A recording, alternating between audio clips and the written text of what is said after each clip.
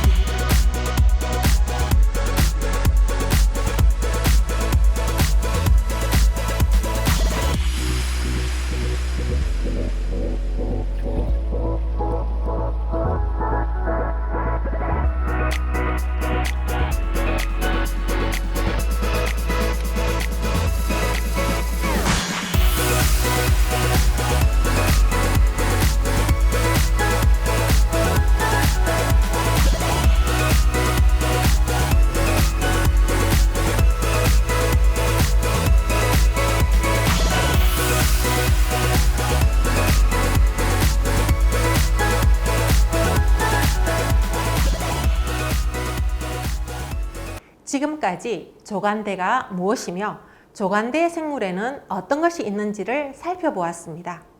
다음으로는 조간대 학습과 연계한 수업 적용 사례를 소개하겠습니다. 수업의 주제는 해양생물 생태 모방 로봇 설계하기입니다. 생태 모방이란 생물체가 가지고 있는 다양한 기능을 모방하여 인간의 삶에 이용하는 기술을 말합니다. 생태 모방 공학의 대표적인 것으로 연립효과를 들 수 있습니다. 연립효과란 연잎이 물을 흡수하지 않고 흘려보내는 효과를 말합니다. 이것은 연잎 표면이 아주 작은 나노돌기가 있어서 물방울이 퍼지지 않고 동그랗게 되어 연잎의 표면에 흡수되지 않고 흘러내리게 됩니다. 자, 그럼 영상을 한번 볼까요? 연잎에 물을 떨어뜨려 보겠습니다.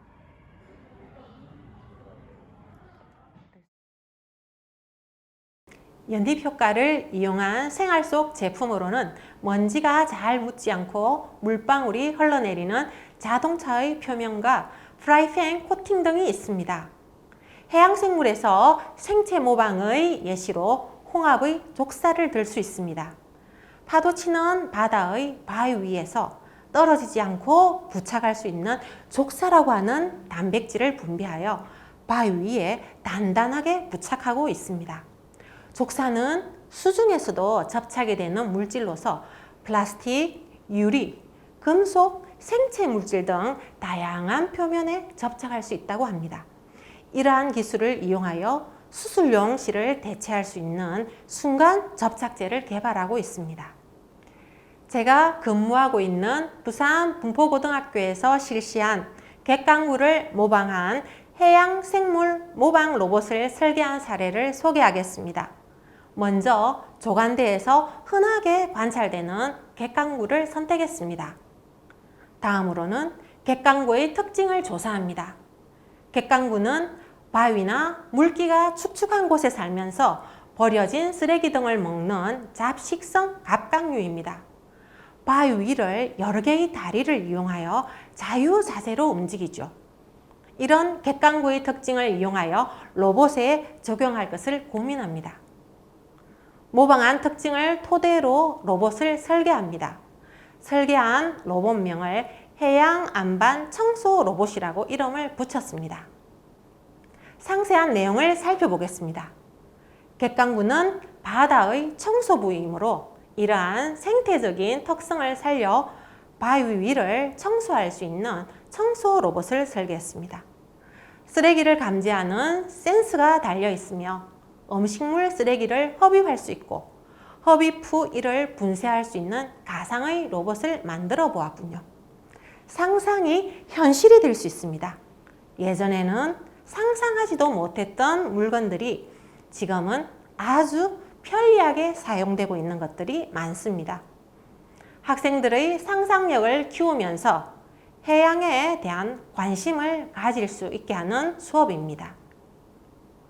학생들의 산출물은 다음과 같습니다. 먼저 문어를 모방해서 해양 청소 로봇을 설계했습니다. 아무래도 지금 해양이 쓰레기로 몸살을 앓고 있기 때문에 해양 쓰레기 제거에 관심이 많이 가는 것 같습니다. 두 번째는 바닷가재를 모방하여 해저 바닥을 탐사하는 해양 탐사 로봇을 설계했습니다. 해저 속에서도 와이파이가 잘 수신되어 정보를 주고받을 수 있도록 설계했습니다. 다음은 오징어를 모방한 해양 조끼 로봇입니다. 해양 조끼는 바다 위에 있을 때 반드시 착용하는 라이프 자켓입니다. 공기를 불어넣어서 물에 뜨도록 만들어져 있는데요. 이 조끼는 오징어가 외투막 안에 물을 넣어서 반대 방향으로 분사하면서 앞으로 나아가는 것을 모방하여 물을 내보내면서 수면 위에서 구조를 기다리는 내용으로 설계한 것입니다. 마지막으로 전복을 모방한 물품 배송 로봇입니다. 전복은 껍질이 매우 단단한 탄산칼슘 성분으로 되어 있어 잘 부서지지 않습니다. 이런 특징을 이용하여 파손될 위험이 있는 중요한 물건을 운송하는 로봇을 설계했습니다. 학생들의 재미난 아이디어와 상상을 즐겨볼 수 있는 시간이었습니다. 바다는 우리 생명의 출발지였으며 앞으로도 우리와 함께 살아가야 할 소중한 자원입니다. 학생들과 해양 관련 수업을 하면서 해양에 대한 관심을 키울 수 있었습니다. 바다에는 수많은 생물들이 서식하고 있는데요. 생물의 다양성을 보존하여 풍요로운 바다를 만들기 위해 우리가 함께 노력해야겠습니다. 지금까지 경청해 주셔서 감사합니다.